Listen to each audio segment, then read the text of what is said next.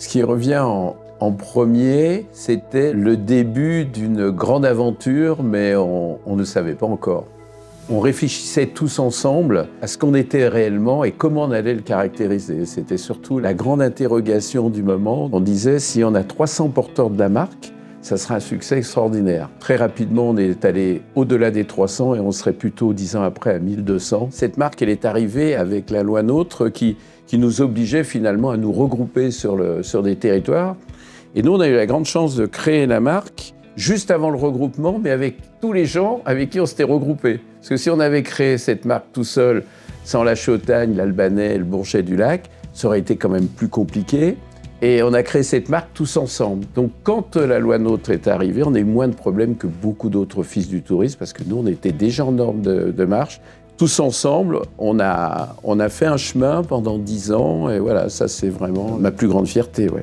À l'époque, moi, j'ai participé à pas mal de réunions pour préparer ce nouveau projet. Au début, le nom m'a surpris beaucoup de monde, moi-même d'ailleurs. Mais très vite, on s'y est habitué et ça faisait une marque pour le territoire.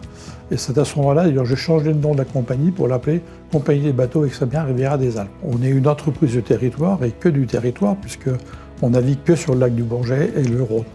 Ça donnait une certaine homogénéité au territoire. Oui, j'avais envie de m'impliquer dans ce territoire. C'est un territoire de qualité et c'est pour ça qu'on s'est beaucoup impliqué dans l'électrification de nos bateaux de façon à ce qu'on ait une flotte qui soit conforme à cette protection de l'environnement. Le premier souvenir qui me revient en tête, c'est une rencontre déjà au départ aussi. Les porteurs de projet qui étaient Laurie et Louise au départ, on était au bas mot une trentaine de personnes qui voulaient soutenir le projet.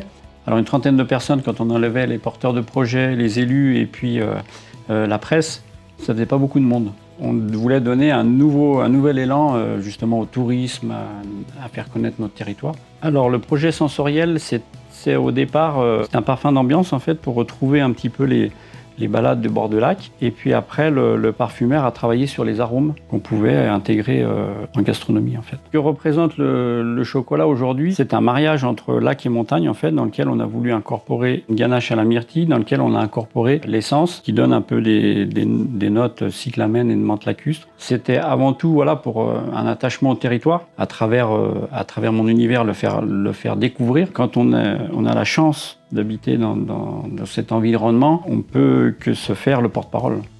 Alors il y a 10 ans, quand le territoire a voulu créer la marque Aix-les-Bains Riviera des Alpes, l'enjeu était de passer de l'entente à une alliance entre les territoires, c'est-à-dire d'avoir un porte-étendard qui soit collectif et dans lequel chacun avait la capacité de se retrouver. Alors Aix-les-Bains Riviera des Alpes, le nom n'est pas innocent, il incarne une identité, il y a à la fois une dimension physique qui est ce qu'une riviera exprime, c'est-à-dire une montagne qui tombe dans l'eau, mais c'est pas n'importe quelle montagne et c'est pas n'importe quelle eau. Un environnement tel que le lac du Bourget, c'est un environnement dans lequel il y a un art de vivre, un style de vie, il y a une gastronomie. Il faut trouver le dénominateur commun et c'est ce que cette marque exprime en fait, le dénominateur commun à l'ensemble de cette diversité dans laquelle tout le monde peut se retrouver. Alors on a choisi d'avoir une méthodologie très participative de manière à co-construire l'ensemble du projet au travers de questionnaires, au travers d'ateliers de travail, en essayant d'avoir le plus de diversité, de manière à avoir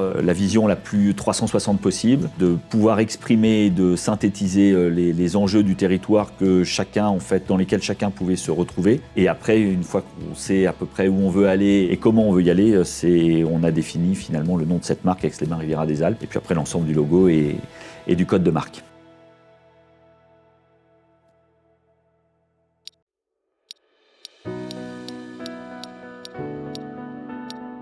Je venais souvent au début à comment ça se passait Aix-Riviera avec des réunions au centre des congrès. Et c'est vrai que j'ai eu la chance d'être vite sollicité par votre part pour créer un produit déjà bière au début. Et là, direct, quand c'est sorti, j'étais investi d'entrée pour faire valoir aussi les valeurs de Aix-Riviera au travers tous nos clients. Je me suis senti pleinement porteur de la marque le jour où on a posé les étiquettes Aix-Riviera en dorure. Et là, c'est là où je me suis dit, c'est parti, on fait partie de la grande famille. Mais moi, j'adore la bière Aix-Riviera. On en consomme assez facilement. Cette bière est vraiment faite pour la fête, sortie d'une rando. C'est une bière assez 4-4 et très fraîcheur, donc qui est d'ailleurs beaucoup appréciée hors de notre beau territoire Aix-Riviera. elle est créée avec un nez fraîcheur, très léger, comme l'arôme en fait ex-Riviera des Alpes, sur des notes herbacées, presque mentholées, ce côté marqueur montagnard, ce marqueur lacustre. C'est une sensation de fierté qu'on a eue avec mon frère. C'est vrai qu'on travaille tous les jours, nous, d'une vision gastronomique, dans le sens où tout ce qu'on va faire à la brasserie Caco, ça va être dans les équilibres. Et donc, cette notion de fraîcheur et de ce qu'on a co-créé ensemble avec vous, ex-Riviera, c'est que ça a marché. On était dans les bons équilibres et ça, c'est vraiment important pour nous quand on l'a co-créé. Je vais te donner que du positif. Je vais pas dire « Ah non, j'aime pas habiter ici », non, pas du tout. J'ai pas envie de partir, j'y suis bien. Pour avoir beaucoup déménagé, c'est vraiment un des endroits où je veux rester pour une fois, alors qu'on est habitué à beaucoup bouger. Entre le côté lac, le côté ville, la nature, le bien-être, enfin, c'est pour ça que j'ai choisi aussi moi d'y vivre. Tout est fait pour y vivre. Il y a des petites villes ou des endroits qu'on a visités où il n'y avait pas forcément un office du tourisme avec une image aussi moderne, aussi ouverte. Et je trouvais que c'était vraiment sympa, les produits dérivés, les petits mugs, le petit tote bag, tout ça, tout ce qui est autour, c'est actuel en fait, c'est ce qui plaît. Devenir ambassadrice, pour moi, c'était représenter Aix-les-Bains en premier temps et aussi partager de nouvelles choses avec de nouvelles personnes, donc les autres ambassadeurs, et promouvoir tout simplement le territoire. Pour moi, Aix-Riviera, c'est vraiment une structure qui a trouvé sa juste place sur le territoire en proposant un tourisme qui a du sens, un tourisme qui est utile pour, à la fois pour les habitants, pour les acteurs du tourisme et aussi pour le territoire et tous ses écosystèmes. Alors mon quotidien, c'est de mettre en place des actions plus responsables, à la fois pour l'environnement mais aussi socialement. Le fonds de dotation, c'est un programme en mécénat qui sert à soutenir des initiatives d'intérêt général. Et aujourd'hui, on a un programme phare qui s'appelle Mes vacances Aix-Riviera et qui permet de promouvoir une découverte différente du territoire et surtout d'envisager son lieu de vie comme une véritable destination de vacances. Donc c'est là où on est allé mobiliser un certain nombre de mécènes et aujourd'hui, on a pu soutenir une quarantaine de projets, plein d'associations locales, 3000 bénéficiaires au total sur des actions qui les ont reconnectés à la nature, qui leur ont permis de découvrir des lieux du territoire, de créer des liens aussi entre bénéficiaires. Et moi, je garde surtout des souvenirs, des témoignages de bénéficiaires qui sont très touchants, très chouettes. Je me sens hyper alignée, ça a du sens. Je me lève tous les jours en sachant pourquoi je me lève et je suis très fière de ce qu'on fait aujourd'hui à l'agence.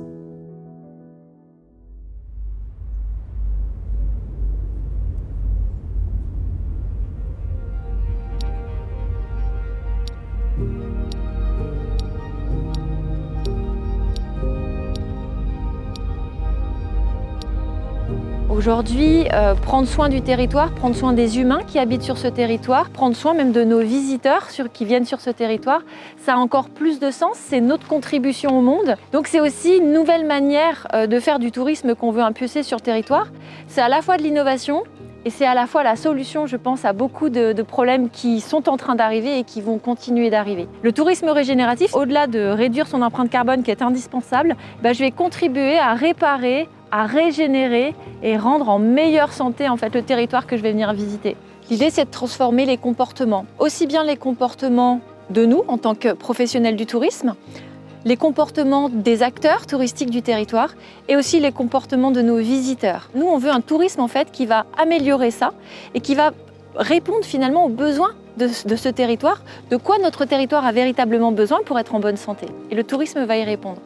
Ce qui me rend le plus fière aujourd'hui en 2026, en fait, c'est d'ouvrir une voie encore finalement inexplorée. On va faire une trace, on va laisser aussi une trace, on va faire des expérimentations, on va se tromper et puis on va recommencer. Mais ce qui est excitant, c'est ce moment où on est sur la ligne de départ et on sait qu'il faut y aller, on sait que c'est la bonne direction. Tout cet esprit aussi avec l'ensemble des collègues, en fait, on a tous travaillé et cette dynamique collective qu'on a portée, c'est à la fois une satisfaction individuelle, mais c'est aussi une fierté pour l'ensemble du territoire. Le domaine de Marlios, du coup, c'est un parc de 10 hectares dans lequel on peut trouver 2 hôtels, un spa, des thermes, un centre de convention et des restaurants. La reforestation du parc qui a eu lieu début 2026 avec la plantation de 180 arbres, 60 espèces différentes et ça a été fait en collaboration avec une école du territoire, l'école RENAC. Je suis sûr que dans 10-15 ans, ils vont revenir avec leurs enfants et ils diront à leurs enfants, tu vois, c'est ce que j'ai réalisé il y a 15 ans à l'école et avec une certaine fierté. L'objectif du domaine, c'est de continuer dans cette démarche qu'elle a entreprise depuis plusieurs années, d'aller plus loin que le développement durable et vraiment de contribuer au territoire en s'associant à différentes parties prenantes, que ce soit la ville, que ce soit l'agence, mais que ce soit aussi les habitants du territoire. Ex-Riviera nous a vraiment accompagnés sur le début, ça a été les moteurs de ce projet. Et c'est vrai que très rapidement, quand on s'est rencontrés avec Laurie notamment, et Noémie, on a beaucoup discuté autour de ce projet. Au début, c'était très abstrait de se dire mais concrètement, qu'est-ce que ça va donner? Et puis au final, on le voit, moins de 6 mois après, en fait, on voit les premiers projets aboutir. Et c'est vrai que je pense que si on n'avait pas eu cet accompagnement de l'agence, on ne serait pas allé dans ce projet tout de suite. C'était très abstrait pour nous. Et ce qui rend fier, du coup, c'est de voir toute la réalisation et de se dire voilà tout ce qu'on a parcouru. Le domaine Jacqueline, on est vigneron père et fille à Aix-les-Bains-Riviera des Alpes où l'on cultive 7 hectares de vignes en culture biologique et nous vinifions nos vins avec beaucoup d'amour en plein cœur d'Aix-les-Bains. On a replanté de la vigne en plein cœur d'Aix-les-Bains à côté de notre domaine et de notre maison vigneronne pour élaborer une cuvée bien spécifique petit grain, mais aussi c'est tout un projet ludique de transmission, de sensibilisation à la culture biologique, à notre savoir-faire transmis de père en fille. Et cette plantation a tout de suite créé un lien durable et fort à la fois avec les locaux, mais aussi tous les visiteurs. On a un projet notamment avec une classe d'enfants où ils apprennent le cycle de la vigne, l'importance du vivant et surtout comment on peut intervenir le plus naturellement possible afin de faire des vins de qualité. Donc les enfants sont venus faire les vendanges, ont vu le jus de raisin, ont eu la chance de le déguster. C'est vraiment du concret, ils ont vu la vigne en hiver, ils l'ont vu pousser et là ils récoltent les fruits, en plus ils ont vu le pressurage et ça leur apporte beaucoup d'émotions et tout de suite l'aspect gustatif en plus du jus de raisin. Et c'est vraiment une culture en fait à laquelle ils ont pu participer et beaucoup nous en reparlent encore. Et l'idée vraiment de cette parcelle de vigne en plein cœur d'Aix-les-Bains, c'est une ode à la nature et qu'on a envie de faire partager. Le vin de demain justement, c'est à chaque fois on a fait des nouvelles plantations au domaine Jacqueline, notamment cette magnifique parcelle de Mondeuse-Noire sur le lieu-dit de Chalières, mais aussi donc des cépages autochtones, assez rares, et qui vont pouvoir s'adapter au changement climatique et on espère faire de très grands vins. La culture biologique, ça a vraiment été un challenge. On a vraiment fait une conversion, donc ça a été un très très gros travail pour travailler de façon naturelle nos sols, donc préserver notre terroir et je pense que c'est tout l'enjeu que l'on a à Aix-les-Bains-Riviera des Alpes, préserver notre lac mais aussi nos montagnes. Je pense que le projet de tourisme régénératif est totalement cohérent avec notre art de vivre. Puisqu'en fait, nous, on travaille dans la nature, on aime beaucoup profiter à toutes les saisons. On a quelque chose de magnifique à faire en pleine nature à Aix-les-Bains-Riviera des Alpes.